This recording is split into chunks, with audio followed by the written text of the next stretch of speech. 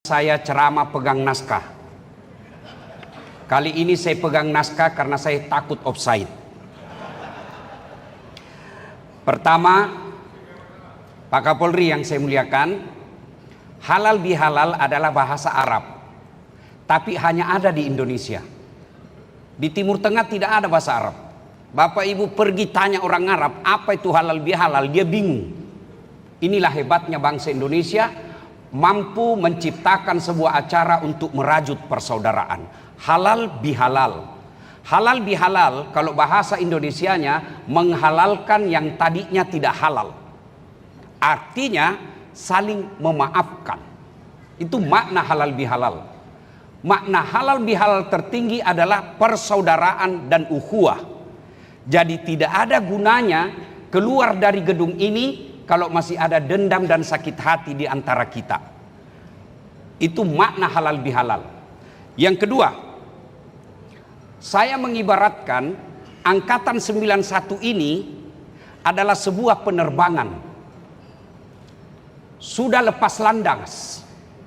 Jangan lagi mayoritas berpikir mau take off. Sekarang persiapan landing. Ini yang Bapak harus pikirkan. Persiapan landing. Sudah lepas landas. Sudah berapa lama kita di atas udara? Kurang lebih 34 tahun. Di atas udara tentu ada turbulens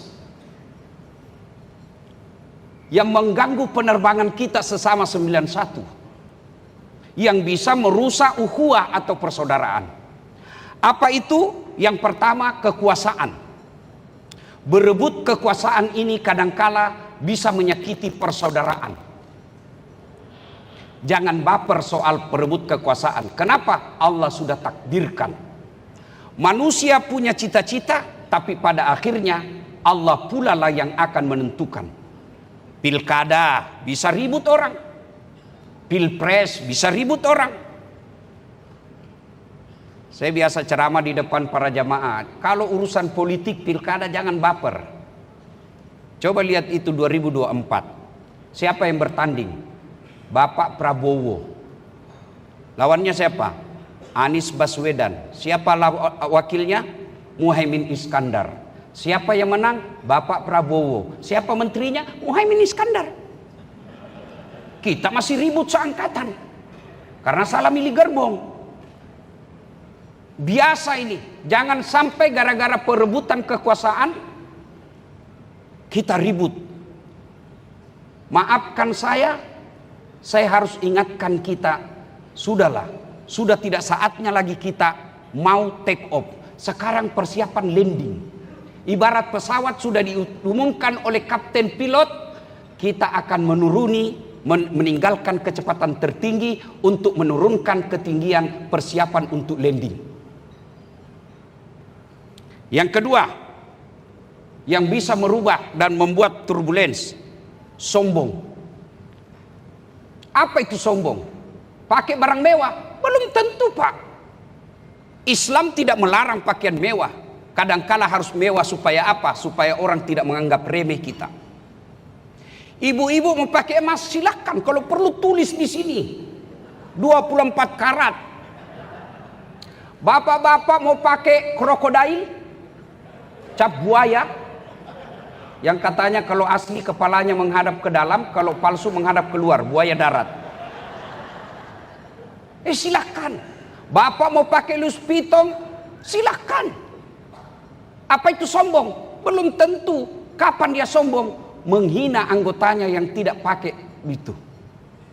Ibu-ibu Kapolda punya rezeki pakai barang mahal, silakan. Apa sombong? Belum tentu. Kapan dia sombong? Kalau dia remehkan orang yang pakai barang palsu. Sombong. Yang kedua, sombong itu menolak kebenaran.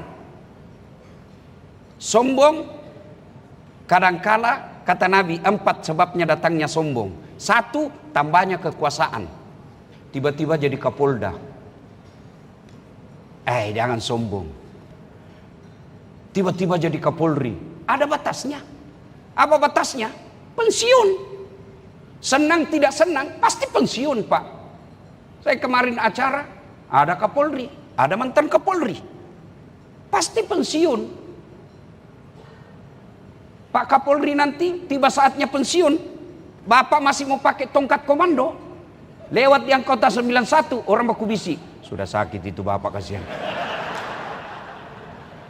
Kapolri aja tidak boleh sombong, apalagi mantan Kapolda. Apa yang kita mau sombongkan? Yang kedua, bertambahnya sombong. Kata Nabi, apalagi bertambahnya ilmu, banyak gelarnya, mau sombong, jangan sombong. Ustadz punya peluang, punya sombong. Ada ustadz yang sombong, ada yang tidak mau menerima perbedaan pendapat, ada itu Pak. Seolah-olah dia pemilik hak surga neraka, kayak dia panitia hari kiamat. Ada yang begitu, tidak bisa menerima perbedaan, dan ini yang banyak. Berbeda dalam Islam itu hal yang sangat wajar. Bahkan dalam sholat saja yang kewajiban kita 5 waktu, itu berbeda, sangat dikompromi. Coba lihat Bapak yang rajin sholat, itu posisi tangan setelah takbir kan beda-beda Pak. Allahu Akbar, ada imam mazhab di atas dada, ada yang begini Pak. Maka ibu kadang-kadang lihat ada orang sholat gini kan. Ada lagi Allahu Akbar antara dada dengan pusat, dia begini. Yang ketiga Allahu Akbar di atas pusat pas. Yang keempat Allahu Akbar di bawah pusat.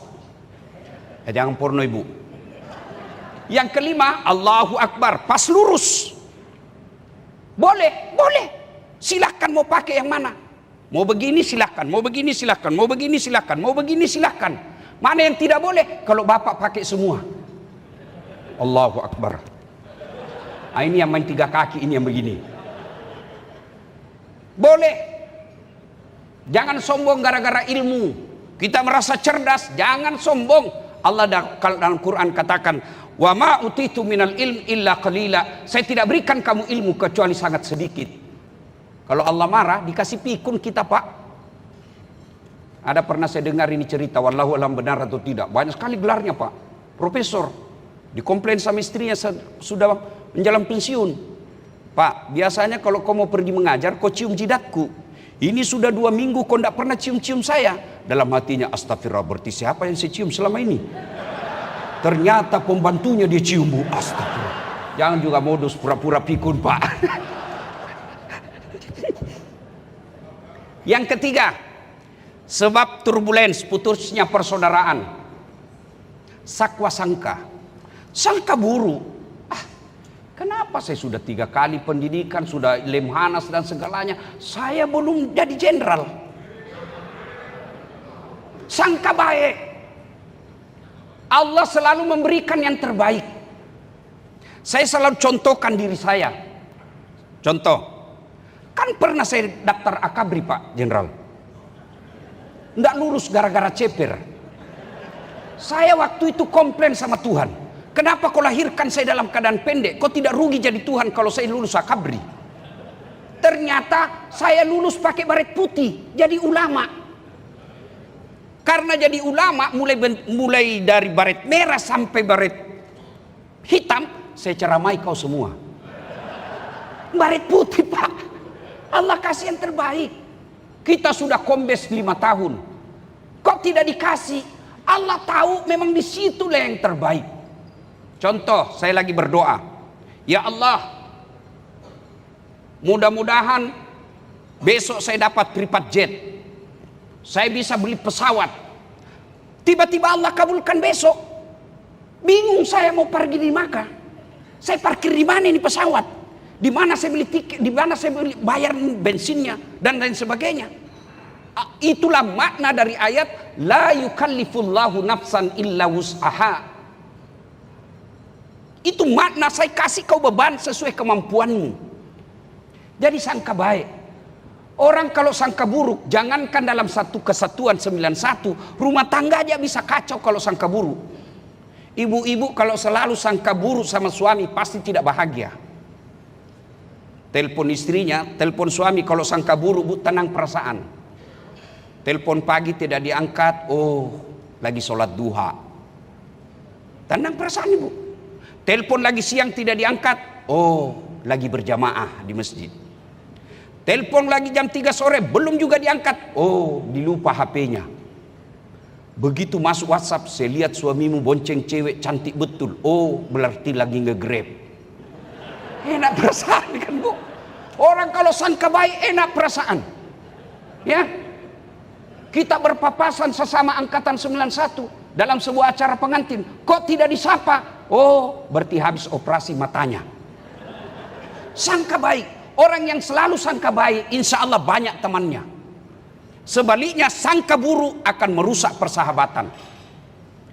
Wallahu alam, ini cerita saja saya dengar bu. 5 tahun suami istri tidak punya anak. Tahun ke-6 dia periksa ke dokter. Dokter katakan, ibu alhamdulillah ibu sudah hamil, sudah terlambat 2 bulan. Dia telepon suaminya, Pak alhamdulillah saya sudah terlambat 2 bulan. Senang suaminya. Bu jangan cerita ya, ini rahasia bersama. Baik pak, tidak akan bocor. Beberapa hari kemudian datang petugas PLN. Assalamualaikum, kata istrinya. Waalaikumsalam. Siapa ya? PLN. Kenapa pak? Ibu terlambat 2 bulan. Kata istrinya, loh kok bisa bocor ini? Langsung dia curigai suaminya. Pasti lagi ini bapak ini. Sudah dikatakan rahasia bersama, dia yang bocorkan. Datang suaminya, Assalamualaikum sayang. Apa sayang-sayang? Memang kau pembohong. Apa maksudnya? Kenapa PLN tahu saya terlambat 2 bulan? Pasti kau yang bocorkan. Marah suaminya, dia pergi ke PLN. Ada apa kau tahu istri saya terlambat 2 bulan? Kata PLN, ada catatannya pak. Untuk apa kau catat-catat? Hapus itu. Boleh dihapus, tapi bapak harus bayar dulu. Kalau saya tidak mau bayar, ya terpaksa punyanya bapak diputus. Kalau punya aku diputus, istriku pakai apa di rumah? Terpaksa pakai lilin. Ini bangsa bahayanya kalau sangka buruk. Maka sangka baik, sangka baik. Kenapa? Ini Pak Kapolri belum, ini sudah saatnya saya sangka baik. Saya dengar masih tersisa 100 yang kombes. Apa boleh buat pak? Sangka baik saja pak. Sambil berdoa mudah-mudahan ada mujizat yang datang sisa 2 tahun.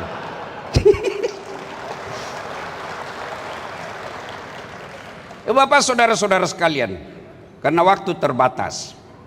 Nah itu sekarang sebelum landing. Sebelum landing turun, sebelum pensiun, apa yang perlu supaya kita baik ini kembali 91? Yang pertama, saling memaafkan. Mungkin ada pernah disakiti perasaannya, saling memaafkan. Bagaimana cara saling memaafkan? Tidak cocok itu hanya dengan WhatsApp. Biasanya tradisi kita orang Islam di grup WhatsApp. Minal aidin wal faizin, mohon maaf lahir dan batin, takabbalallahu minna wa minkum. Hihihi. Dia tulis itu, bahkan kadang-kadang stiker saja dia kirim. Tidak boleh begitu. Adabnya orang berminta maaf, berhalal bihalal bahasa kita Indonesia. 1, jabat tangannya.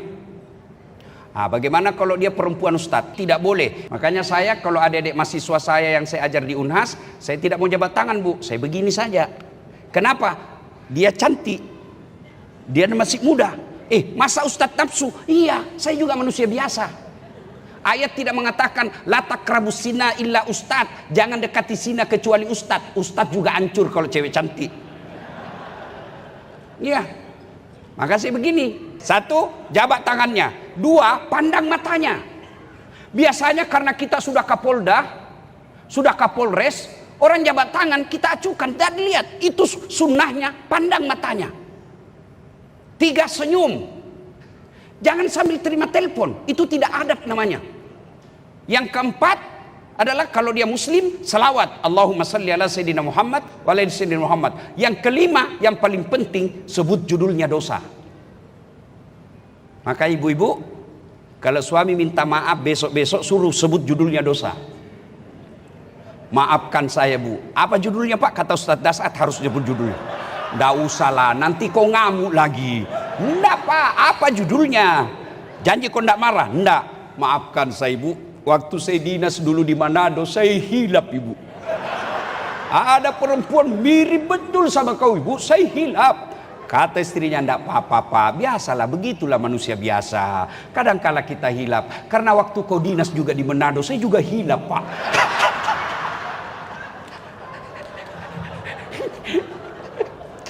Mohon maaf. Ya.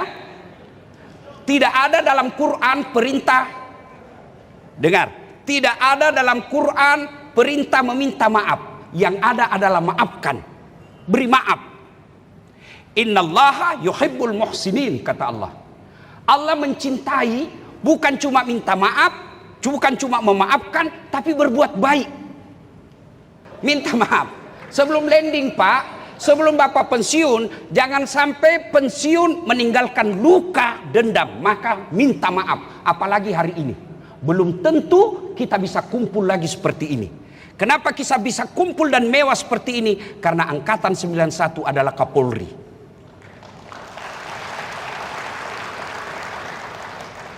Yang kedua, cara menyambungkan kembali silaturahmi yang sudah putus, sedekah. Paling efektif itu sedekah. Bapak marah-marah sama anggota, selesai dimarahi langsung dikasih amplop, langsung dia bilang, "Apa Jenderal, besok Bapak boleh marah lagi besok." Itu hebatnya itu sedekah. Dan saya tidak pernah melihat orang yang bangkrut gara-gara sedekah. Tidak pernah saya mendengar haji itu bangkrut gara-gara sedekah. Yang bangkrut gara-gara apa? Pinjol, selingkuh, narkoba. Bangkrut, tidak ada orang bangkrut karena dermawan. Sedekah, minimal sedekah senyum. Kalau tidak bisa sedekah kepada anggota duit, minimal sedekah dengan senyum. Tidak bisa juga sedekah kasih duit, kasih dia SKTR. Itu sedekah. Tenang bos, saya tahu Bapak bisik-bisik tadi saya. Sedekah. Dan luar biasa, kalau kita berikan sedekah yang menurutnya sudah tidak yakin bisa naik bintang, tiba-tiba jadi bintang, itu sedekah yang dia tidak akan lupa. Menyambung persaudaraan itu sedekah. Nah, ibu bapak saudara-saudara sekalian, nah sudah landing. Kurang lebih paling lama kita di sini mungkin tidak ada yang 4 tahun pensiun. Paling lama mungkin 3 tahun. Landinglah kita pensiun. Begitu pensiun, pertama bapak yang harus bapak muliakan istri. Karena bapak begitu pensiun dan punya menyakiti istri, baru bapak dapat rasanya pahitnya hidup. Orang kalau pensiun Pak, kawan saya bilang, setelah saya pensiun Ustadz, sangat gampang saya tersinggung. Ada kawan saya curhat, dia bilang semenjak saya pensiun Ustadz, kan tidak ada lagi kegiatan. Maka saya tidurlah di depan nonton, tidur saya ruang tamu sambil nonton TV. Adalah kucingnya cucu saya, tidur juga di samping saya. Lewat istri saya, dia tendang itu kucing. Apa ini kucing? Tidur aja kerjanya. Kucing ditendang, saya yang tersinggung Pak Ustadz. Maka bapak kalau tidak baik-baik sebelum pensiun, ini bahaya ini Pak. Oh, sampai ada yang bilang, sebelum ini waktu saya aktif kau hormat betul sama saya. Sekarang apapun saya bikin kau marah, racun aja saya sekalian supaya saya cepat mati. Bapak, demi Allah, tidak ada kemuliaan bapak setinggi apapun pangkat jabatan bapak kalau tidak menghormati istri.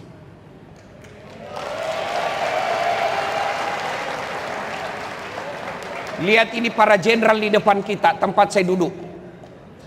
Jenderal penuh 4 bintang sampai bintang 3. Saya yakin sepenuh hati beliau bisa jenderal karena istri yang mendukung. Maka sebelum pensiun Pak, kasih hadiah istri. Itu perempuan kalau mau bapak dapati romantis dan sayangnya 2 saja rahasianya. 1, puji dia. 2, kasih hadiah. Tuh. Maka sebelum pensiun kasih hadiah yang terbaik. Ibu tidak percaya bapak, coba saya tanya. Ibu-ibu biar suami tidak pulang yang penting ada Nah coba. Uangnya bapak dia cari, bukan kehadirannya bapak. Maka sebelum bapak pensiun, baik-baik sama istri. Bapak bakal dapat gelapnya hidup kalau istri sudah ngamuk. Sampai ada yang curhat sama saya Bu, dia bilang Ustadz mahal cabai. Saya bilang tidak usah makan cabai Pak. Tapi kita kan mau pedis-pedis kalau makan. Saya bilang gampang, kau makan suruh istrimu ngomel di depan, pasti lebih pedis dari cabai. Sama istri. Kata Nabi, tidak ada kemuliaan seorang suami bagi yang tidak tahu menghargai istrinya. Mohon maaf, saya bisa hebat seperti ini bukan karena saya jago, tapi karena istri saya memberikan ketentraman jiwa. Mana bisa kita ceramah kalau istri ngamuk? Begitu 10 menit sebelum saya tampil, istri saya menelpon, "Hei, pulang kau. Tunggu dulu, pulang." Kenapa? Kesetrum anakmu. Wah, itulah hebatnya istri. Bapak bisa kerja jadi polsek, jadi kapolres, jadi kapolda, sampai jadi kapolri karena istri memberikan ketentraman jiwa. Mana bisa kita baik, Pak? Makanya jangan sakiti hati perempuan. Begitu bapak pensiun, dia bakal balas dendam, Pak. Percaya. Hah?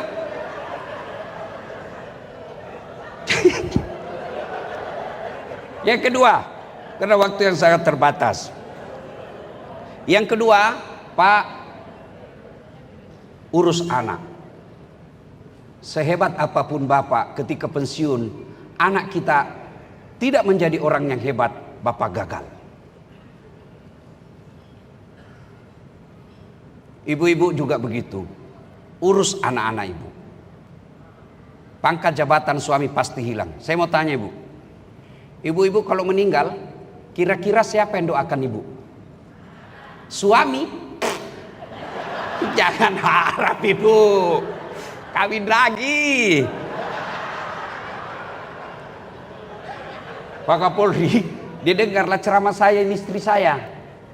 Dia bilang, saya dengar kalau istri meninggal, suami kawin lagi. Jadi kalau saya duluan meninggal, Ustadz mau kawin lagi. Saya peluk dia Pak Jenderal, baru saya bilang, dengar baik-baik sayang, jangankan kau meninggal, masih hidup saja sekarang, saya selalu berpikir kawin lagi.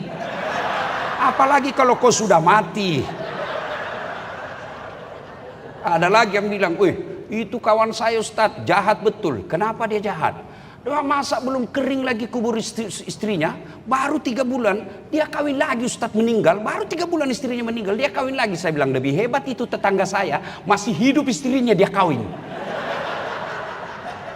Maka siapa yang doakan kita? Anak. Maka jangan heran ketika bertahun-tahun kita tidak ketemu, kita akan cerita bagaimana anak. Tidak ada gunanya semua kita capai ini Pak. Status sosial, pangkat jabatan di kantor kalau anak kita menjadi sampah masyarakat dan akan menjadi aib dalam hidup. Sebelum landing, perbaiki anak kita. Yang berikutnya, amal kebaikan. Amal kebaikan. Saya selalu bilang kepada adik-adik Polres, Kapolres, selama kau punya jabatan, buat kebaikan. Karena mendakwakan kebaikan melalui kekuasaan jauh lebih efektif daripada melalui ustadz. Saya ceramah, saudara-saudara sekalian, jangan narkoba, jangan mabuk. Oh, marah anak muda, dia kasih kempes mobil saya. Tapi kau Kapolres, sidak narkoba tidak boleh ada beredar. Selesai itu barang narkoba Pak. Dakwah melalui kekuasaan jauh lebih efektif daripada melalui mimbar. Inilah yang disebut persiapkan amal. Bapak-bapak, selain memikirkan apa nanti yang saya punya, kebun, ruko, pekerjaan, Bapak sudah harus memikirkan apa nanti bekalku ketika sudah dikubur. Bapak pergi tugas ke daerah, ketika pensiun, pindah ke Jawa, orang Sulawesi pindah ke Jawa tidak nyaman, masih ada pilihan, balik lagi ke Sulawesi. Tapi begitu masuk kubur, tidak ada pilihan kecuali amal yang telah kita tanam. Ibu bapak saudara-saudara sekalian, berikutnya, kesempatan ini Pak Kapolri, saya mengucapkan terima kasih yang setinggi-tingginya, sebab Bapak telah mengutus 3 Kapolda 91 di daerah saya Sulawesi Selatan. Bapak Haji Andi Rian Jayadi, Kemudian Bapak Irjen Pol Merdisham yang insya Allah ulang tahun besok. Hari ini. Pak Kapolri ulang tahun besok. Saya menyampaikan sebelum saya lupa, Pak. Selamat ulang tahun. Mudah-mudahan Bapak panjang umur, sehat walafiat, dan disayang istri. Kemudian ucapan terima kasih pula yang ketiga Pak Yudiawan. 3 angkatan 91 menjadi Kapolda di Sulawesi Selatan. 4. Dan ada pula putra Sulawesi Selatan yang menjadi jenderal, diantaranya Bapak Pak Fadil Imran dan Bapak Andi Rian Jayadi. Mudah-mudahan kebaikan ini semua menjadi amal kebaikan. Saya pada posisi ini juga. Makanya waktu saya diminta acara meskipun bergeser-geser, saya tetap siap. Saya ingin menyampaikan terima kasih, Pak. Karena saya selalu diberi ruang untuk ceramah di Kepolisian Republik Indonesia. Bapak Ibu boleh lihat akun-akun saya, sepertinya hanya Dasat Latif yang berani gaspol di depan polisi. Saya pun dikenali sama teman-teman para mubalik, ustadznya polisi. Kenapa? Karena saya bilang saya mau mengajak polisi masuk surga. Kenapa Ustadz? Karena saya bisa dakwah dari Sabang sampai Merauke aman terkendali karena dijaga Kantipmasnya oleh polisi Republik Indonesia.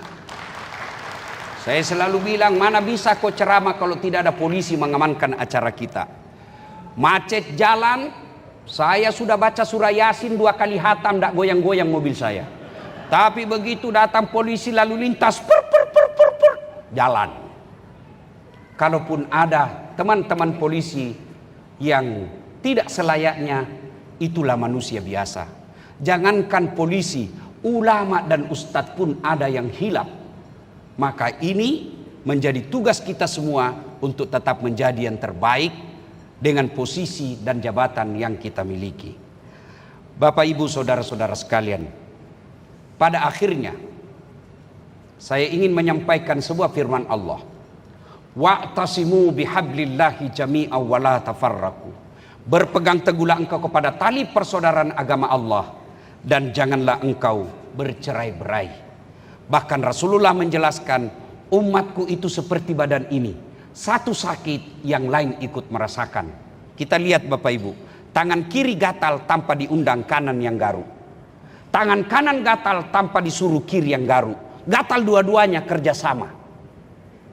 Begitu mestinya kita angkatan 91. Kerjasama. Ada anak muda jalan-jalan malam hari, tak hantu kakinya. Kaki yang tak hantu, seluruh tubuh ikut merasakan sakit. Apa yang pertama? Tak hantu, duk. Apa pertama bereaksi? Mulut, sakit. Padahal kaki yang tak hantu. Yang berikutnya, mata mencari. Yang berikutnya berpartisipasi, tangan mengusap. Yang berikutnya, mulut meniup. Padahal kaki yang bermasalah.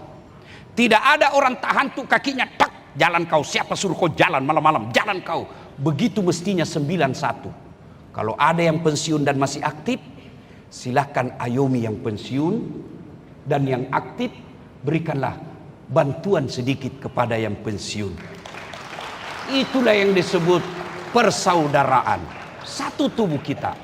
Bapak Ibu saudara-saudara sekalian, inilah saja tausiah kita pada taklim kita kali ini. Mudah-mudahan ada manfaat. Sekali lagi, saya atas nama pribadi mengucapkan kepada Bapak Kapolri yang memberikan saya selalu ruang berbicara di depan Polisi Republik Indonesia. Karena saya yakin kalau Bapak sudah tidak setuju ceramah saya, pasti saya tidak beredar di Polri. Alhamdulillah, meskipun kita berbeda keyakinan, tapi tidak menjadi masalah, tidak menjadi alasan untuk tidak berpastabikul khairat, berlomba-lomba dalam kebaikan. Terima kasih. Usikum wa nafsi bitaqwallah.